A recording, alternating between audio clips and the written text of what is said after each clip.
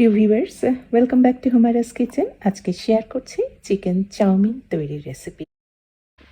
রান্নায় ভেজিটেবলগুলি যেটা দিয়েছি সেগুলি কিন্তু একদম কচকচ করছে। এগুলি কিন্তু একদম লেশমে নরম হয়ে যাবে না। এটা কিন্তু চাউমিনের একটা বৈশিষ্ট্য। আসুন ঠিক চাইনিজ রেস্টুরেন্ট স্টাইলে চাউমিন রেসিপিটা আমি আপনাদের সাথে শেয়ার করি কিছু টিপস সহ। চাইনিজ রান্নাগুলি প্রথম ব্যাপারটাই হচ্ছে সমস্ত কিছু হাতের কাছে রান্নার আগেই তৈরি করে রাখতে হবে। আমি একটা সস হাতের কাছে তৈরি করে নিচ্ছি। আমি দিয়েছি oyster sauce, dark soy sauce আর লাইট সয়া সস। আরও দিয়েছি ভিনেগার, কিছু চিনি, আর এটা দিলাম একটা তেল, সেজাম বা তিলের তেল। আর উপকরণগুলির পরিমাপ আমি ডেসক্রিপশন বক্সে দিয়ে দিয়েছি, আপনারা দেখে নিতে পারেন। কাটাকাটির মধ্যে আদা রসুনটা অবশ্যই ফ্রেশ ব্যবহার করতেই হবে। আদা এবং রসুন আমি একদম কিমার মতো করে কেটে নিয়েছি, কিছু পেঁয়াজও কেটে নিয়েছি। আর তরকারির মধ্যে আমি দিচ্ছি পাপ্রিকা, কমলা আর লাল রঙের, দেখতে সুন্দর লাগবে রঙিন বলে লম্বা লম্বা করে কেটেছি। আমি ব্রোকলিও দিয়েছি আর দিয়েছি কিছু গাজর, ওই রকমই লম্বা লম্বা করে কেটে। মাংস তো আমি দেবই, আর তারপরেও আরও একটা জিনিস দিচ্ছি, আপনারা কিন্তু দিয়ে ট্রাই করতে পারেন। আমি দিয়েছি কিছুটা কলিজা, মুরগির কলিজা আমি ভাপিয়ে নিয়েছি, সেটাই টুকরা করে নিলাম। আর সামান্য কিছুটাই আমি মুরগির ব্রেস্টের মাংস দিচ্ছি। আর এই মুরগির মাংসটা কিছুটা লবণ আর ডার্ক সয়া সস দিয়ে মাখিয়ে রাখছি। আরও একটা তরকারি দিচ্ছি, এটার নাম বকচই। বাংলাদেশে কিন্তু সুপার মার্কেটগুলিতে এটা পেয়ে যাবেন, তবে অবশ্যই এটা অপশনাল, আপনারা দিতেও পারেন নাও দিতে পারেন। গোড়ার দিকটা একটু মোটা আর পাতাগুলি কিন্তু খুবই নরম, এটা খুব নরম একটা তরকারি। আর এই সমস্ত তরকারিগুলি ছাড়াও আপনারা দিতে পারেন বাঁধাকপি, আবার স্প্রিং অনিয়ন বা পেঁয়াজ পাতা, বরবটি, ফুলকপি, মাশরুম, এই সমস্ত কিন্তু আপনারা চাউমিন রান্নায় ব্যবহার করতে পারেন।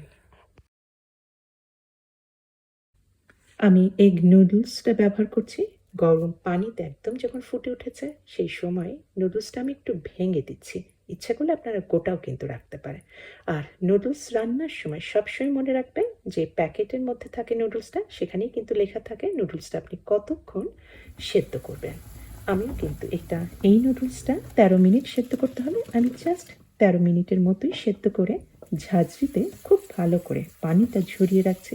আর অবশ্যই ঠান্ডা পানি দিয়ে ধুয়ে নিতে হবে, এতে স্টার্চটা চলে যাবে, ফলে রান্নার সময় এটা কিন্তু একটার সাথে নুডলসগুলি আর একটা লেগে থাকবে না, একদমই ঝরঝরেভাবে রান্না করতে পারবে। সমস্ত কিছু তৈরি আর রান্না খুব তাড়াতাড়ি হয়ে যাবে। আমি দিয়েছি একটা ননস্টিক প্যানে তেল, নর্মাল তেল দিয়েছি, আর তার মধ্যে পেঁয়াজ আর আদা আর রসুনের যে কিমাটা ছিল সেগুলি সব দিয়ে দিলাম। মুরগির মাংসটাও দিয়ে দিয়েছি। মুরগির মাংসটা কিছুটা ভালোভাবে, কিছুটা না সম্পূর্ণই আমি কুকড করে নিচ্ছি। কিছুটা কাঁচামরিচ দিয়েছি, এটা আমি বিচিটা ফেলে দিয়েছি। এখনই তেলের মধ্যে দিয়েছি বলে কাঁচামরিচের কিন্তু একটা সুগন্ধ খাওয়ার সময় পাবেন।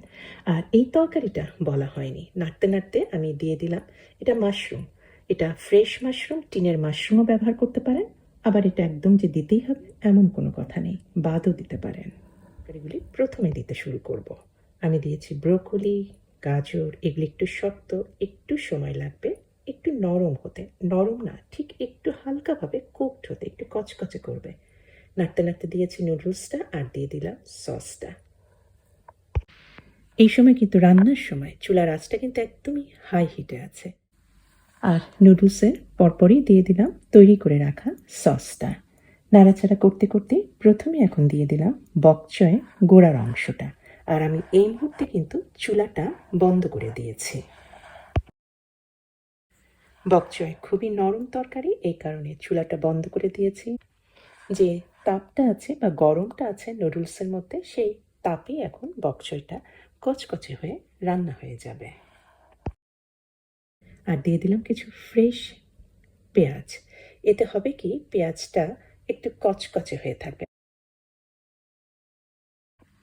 দিয়ে দিলাম কমলা আর লাল রঙের পাপরিকাগুলি, চুলা তো বন্ধই আগেই বলেছি। আর চুলা থেকে একদম সরিয়ে নিয়ে দিয়ে দিলাম বকচয়ের সবুজ রঙের পাতাগুলি। তৈরি হয়ে গেল ভেজিটেবল চিকেন চাউমিন রেসিপি। আমি যেভাবে ভেজিটেবলগুলি দিয়েছি একটার পরে একটা, শক্ত প্রথমে, পরে নরমগুলি। রেসিপি পছন্দ হলে অবশ্যই সাবস্ক্রাইব করে আমার সাথে থাকবেন। সবাইকে অনেক ধন্যবাদ। আল্লাহ হাফেজ।